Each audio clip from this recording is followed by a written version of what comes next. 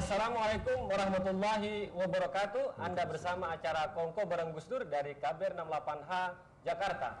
Acara ini bekerja sama dengan School for Broadcast Media Jakarta dan dipancarluaskan oleh radio-radio jaringan KBR 68H di Nusantara dari Aceh hingga Papua dan beberapa televisi di kawasan Indonesia.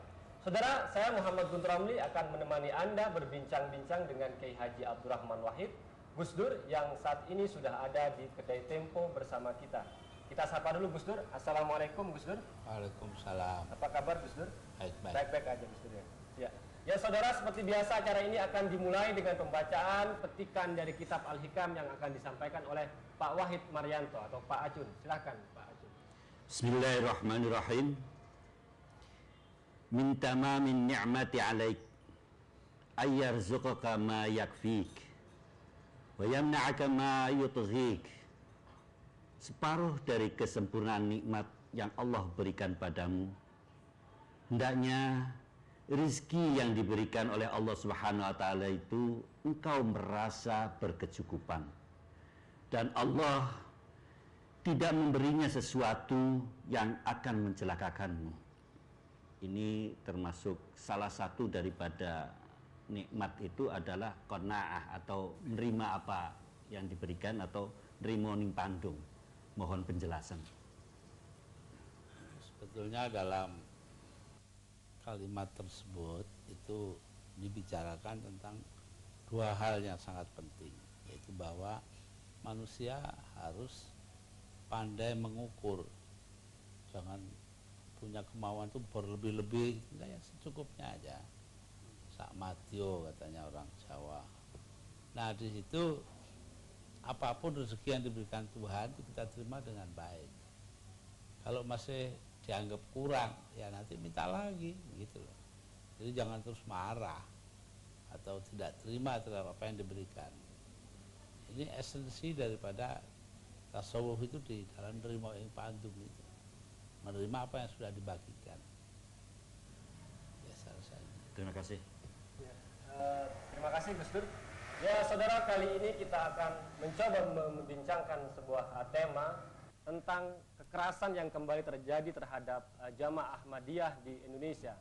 Kejadian ini sudah berlangsung sekian tahun, sejak tahun 2005, sejak MUI mengeluarkan fatwa tentang penyesatan terhadap jamaah Ahmadiyah.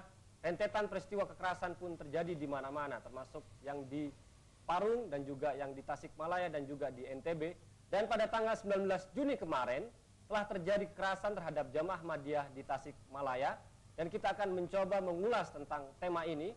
Sudah hadir bersama kita di kedai Tempo Pak Mubarik, seorang pembela hukum dari jamaah Ahmadiyah dan juga anggota dari jamaah Ahmadiyah.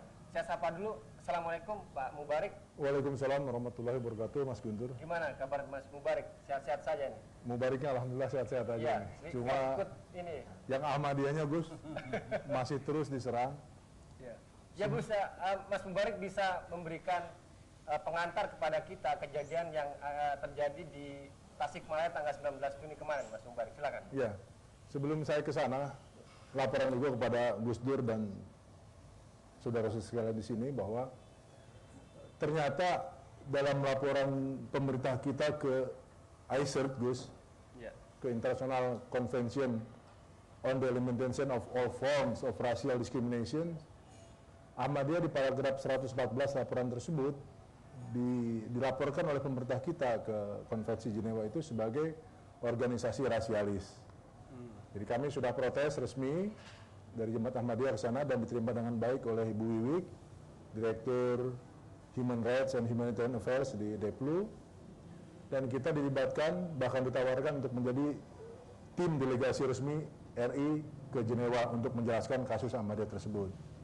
Saya mengingatkan kepada teman-teman di Deplu dan instansi terkait pada waktu rapat bersama dengan mereka di Hotel Saripan Pasifik, kalau kita biarkan laporan ini sampai dibacakan di depan sidang konvensi internasional di Jenewa tersebut, Indonesia akan jadi bahan tertawaan dunia, karena Ahmadiyah seperti Gus Dur ketahui adalah organisasi internasional yang tersebar dari mulai Afrika, Eropa, Amerika, Jepang, Australia, Indonesia, dan sampai Cina.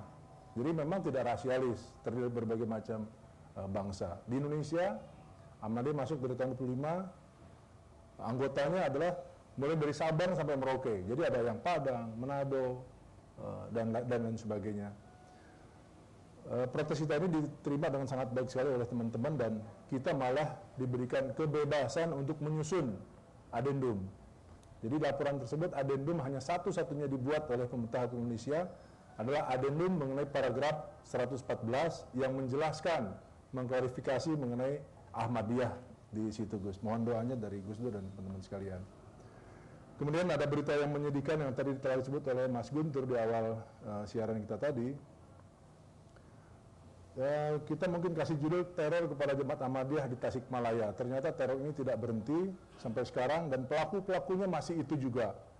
Saya mendapat laporan resmi dari saudara-saudara Ahmadiyah di Tasikmalaya yang melakukan teror tersebut adalah menggunakan seragam uniform FPI, terus kemudian mengaku juga Taliban, dan yang aneh lagi adalah mereka juga mengatasnamakan gerak. Gerak ini adalah singkatan dari Gerakan Etika Rakyat Anti Korupsi. Ketuanya Saudara Nandang juga turut aktif ikut memprovokasi, bahkan memegang mic dalam acara penyerangan tersebut. Teman-teman di Kontras dan teman-teman RBH juga kaget mengetahui kenapa gerak ikut dalam kegiatan seperti ini, dan kita sedang coba konfirmasi kepada mereka. Saya rasa itu yang perlu. Penyerangan memang tidak terjadi, mereka hanya demo di depan, dan polisi, alhamdulillah Gus, polisi telah lebih baik mampu menjaga aset milik Ahmadiyah di Tasikmalaya dan di Singaparna, sehingga tidak bisa dirusak oleh mereka. Hanya pelang nama, papan nama Jemaat Ahmadiyah Indonesia, di situ tertulis di atasnya 2 kalimat syahadat, la ilaha illallah Muhammad Rasulullah, kemudian nama Masjid Mahmud, itu dirobohkan oleh mereka, dan diinjak-injak papan nama tersebut yang ada tulisan 2 kalimat syahadatnya. Kita ada apa namanya, jadi ini satu kesedihan, mereka mengatasnamakan Islam, tapi kok mereka begitu tega menginjak-injak 2 kalimat syahadat yang ada di papan nama tersebut. Alangkah hasil mereka ini tidak berhenti. Tanggal 19, terus kemudian mereka akan mengadakan demo besar-besaran tanggal 25 hari Senin, ternyata tidak jadi, dan 26 mereka mendatangi DPRD, sekitar 250 orang mendatangi DPRD dan menuntut DPRD untuk segera hari itu juga membubarkan Ahmadiyah di seluruh wilayah Tasikmalaya. Jadi teman-teman DPRD di sana begitu profesional dan alot mengatakan bahwa kewenangan membubarkan Ahmadiyah adalah kewenangan pemerintah pusat. Saya kemarin bertemu dengan seluruh teman-teman dari departemen terkait mengenai masalah HAM. Ternyata rupanya membubarkan satu organisasi apapun di Indonesia ini pasti berkenaan langsung dengan beberapa konvensi internasional yang telah kita ratifikasi. Oke. Jadi semacam seperti itu. Ya, Mas Mubarak, tadi Anda menyebut ada laporan yang tidak jujur pemerintah Indonesia terhadap PBB ya. Ketika Anda tanyakan, pihak dari pemerintah sendiri menjawabnya gimana itu? Iya, waktu kami tanyakan siapa yang memberikan masukan ini, oleh Ibu Wiwik, Direktur HAM dan Kemanusiaan Deplu, dikatakan bahwa laporan ini telah selesai tahun 2005 dan telah dikirimkan ke Jenewa sebelum beliau menjabat sebagai Direktur HAM. Beliau menjabat Direktur HAM pada tahun 2006. Jadi saya tanyakan juga di situ kepada teman-teman lain, ada Departemen Agama, ada MUI, satu pun tidak ada yang mengetahui siapa yang memasukkan atau mengusulkan masalah Ahmadiyah sebagai rasialis. Ya, tetap setia bersama acara Kongko bareng Gus Dur.